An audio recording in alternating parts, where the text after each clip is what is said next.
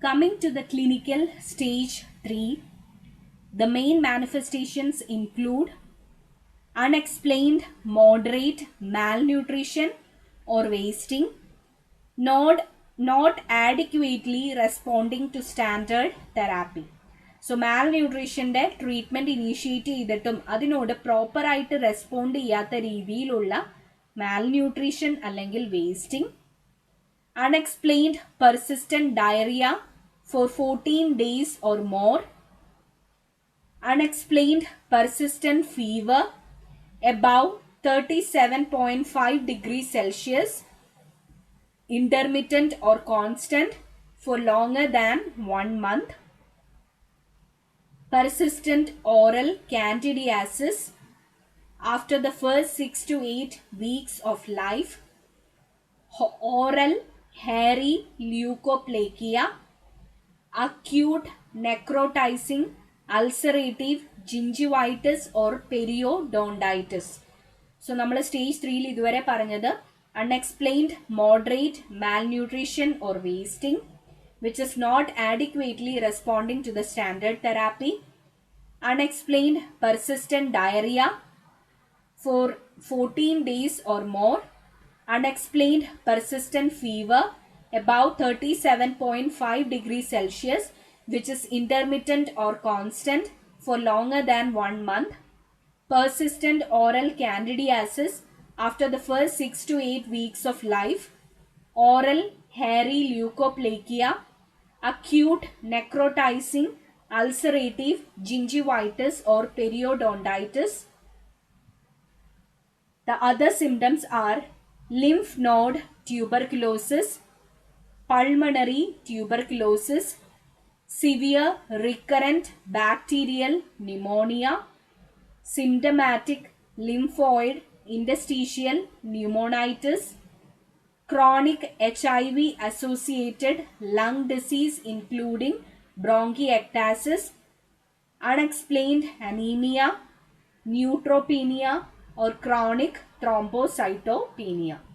So these are the manifestations in stage 3 which include unexplained anemia, neutropenia or chronic thrombocytopenia, chronic HIV associated lung disease, symptomatic lymphoid interstitial pneumonitis, severe recurrent bacterial pneumonia, pulmonary tuberculosis, lymph node tuberculosis, acute necrotizing ulcerative gingivitis, oral hairy leukoplakia, persistent oral candidiasis, unexplained persistent fever, unexplained persistent diarrhea, and unexplained moderate malnutrition or wasting.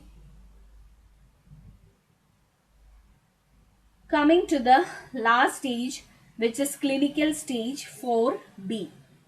Here, the major symptoms include unexplained severe wasting. മറ്റടുത്ത moderate wasting ആയിരുന്നു. ഇവിടെ it is unexplained severe wasting, stunting or severe malnutrition which is not responding to the standard therapy, pneumocystitis pneumonia, recurrent severe bacterial infections, chronic herpes simplex infection, esophageal candidiasis, extrapulmonary or disseminated TB, Kaposi sarcoma.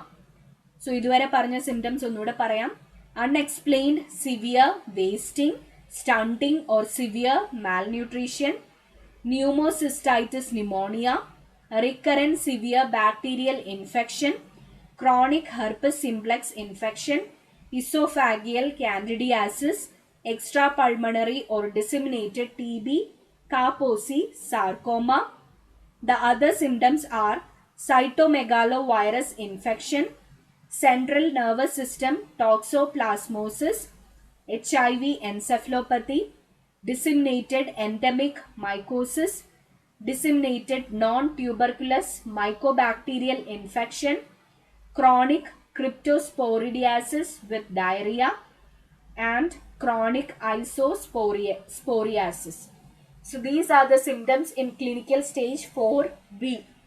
ഒന്നുകൂടെ പറഞ്ഞു നോക്കിയിട്ടുണ്ടെങ്കിൽ chronic isosporiasis, chronic cryptosporidiasis, disseminated non-tubercular mycobacterial infection, disseminated endemic mycosis, HIV encephalopathy, central nervous system toxoplasmosis, cytomegalovirus infection, Kaposi sarcoma, extrapulmonary or disseminated TB, esophageal candidiasis, chronic herpes simplex infection, recurrent severe bacterial infections, pneumocystitis pneumonia, unexplained severe wasting, stunting or severe malnutrition. ഇങ്ങനെയാണ് നമ്മുടെ WHO HIV in ചിൽഡ്രനെ clinical സ്റ്റേജിൻ്റെ രീതിയിൽ staging ചെയ്യുന്നത്. ഇത് പഠിച്ചു കഴിയുമ്പോൾ എന്തോ ബാലികല മല പോലെ വലിയ കാര്യം പഠിച്ച പോലെ തോന്നും. സാരമില്ല, ഇതിലെ ഓരോന്നും വള്ളി പുള്ളി വിടാതെ എഴുതേണ്ട കാര്യമൊന്നുമില്ല. പഠിക്കുക, മീൻസ് മാക്സിമം പഠിക്കാൻ പറ്റുന്നത് പഠിക്കുക. ആൻഡ് ഓരോ സ്റ്റേജിനും സ്പെസിഫിക് ആയിട്ടുള്ള കാര്യങ്ങൾ ഒന്ന് വേർതിരിച്ച് പഠിക്കാനായിട്ട് ശ്രമിക്കുക. ആൻഡ് റീഡ് ഇറ്റ് അഗെയിൻ, അല്ലാണ്ട് വേറെ മാർഗമൊന്നുമില്ല. ഇതിലെ എല്ലാം ഒന്നും എഴുതിയില്ലെങ്കിലും ഓൾമോസ്റ്റ് എഴുതിയിട്ടുണ്ടെങ്കിൽ you will get marks.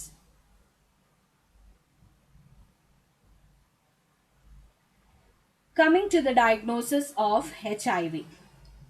So all infants who are born to a HIV infected mother, they have to be tested and test antibody positive at birth because of passive transfer for maternal HIV antibody across the placenta. So in all children, ഒരു HIV infected ആയിട്ടുള്ള അമ്മയ്ക്ക് ജനിച്ച എല്ലാ കുട്ടികളെയും നമ്മൾ ആൻറ്റിബോഡിക്ക് വേണ്ടി test ചെയ്യണം immediately after birth. എന്തുകൊണ്ടാണ് ഇതെന്ന് ചോദിച്ചിട്ടുണ്ടെങ്കിൽ there are chances for passively transferring the maternal HIV antibodies through the placenta to the baby. Most uninfected infants, they lose maternal antibody by about 6 and 12 months of age. However, a small proportion of uninfected infants continue to have maternal HIV antibody in the blood up to 18 months of age. So, ഒരു HIV positive ആയിട്ടുള്ള മദറിന് ജനിച്ച എല്ലാ കുട്ടികളെയും നമ്മൾ antibody test ചെയ്യണം. And usually ഇത് positive ആയിരിക്കും. Positive ആവാനുള്ള കാരണം the HIV antibodies are passively transported to the baby across the placenta. Usually ഒരു 6 to 12 months of age ആയി കഴിയുമ്പോൾ maternal antibodies automatically lose ആവും if the baby is not affected.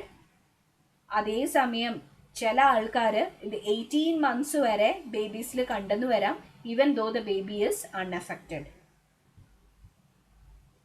അതുകൊണ്ട് തന്നെ നമ്മൾ യൂഷ്വലി 18 monthsന് ശേഷമാണ് ഒരു HIV കൺഫർമേറ്ററി ടെസ്റ്റ് ഒക്കെ ചെയ്യുക. So in a child who is older than 18 months of age, if there is IgG antibody in a test, that is repeatedly reactive enzyme immunoassay and a confirmatory test, Western blot or immunofluorescence assay, we can diagnose the child as HIV. So 18 മാസത്തിന് ശേഷമാണ് ഒരു ബേബിക്ക് HIV infection മദറിൽ നിന്ന് കിട്ടിയിട്ടുണ്ടോ ഇല്ലയോ എന്നറിയാനായിട്ട് test ചെയ്യുക. അപ്പോൾ 18 മാസത്തിന് ശേഷം 2 ടെസ്റ്റുകളാണ് നമ്മൾ ചെയ്യുക, which is repeatedly reactive enzyme immunoassay or EIA and a confirmatory test which is Western blot or immunofluorescence assay. ഈ 2 ടെസ്റ്റ് ചെയ്യുമ്പോൾ അതിൻ്റെ അകത്ത് IgG ആൻറ്റിബോഡി ടു HIV ഉണ്ട് എങ്കിൽ ആ ബേബിക്ക് HIV ഇൻഫെക്ഷൻ ഉണ്ട് എന്നാണ് അർത്ഥം. There are also other tests like HIV DNA or RNA PCR or HIV culture. Especially this is done to diagnose a very young child who is born to a HIV infected mother. So 18 മാസത്തിന് ശേഷം മുൻപ് ഈ ബേബിനെ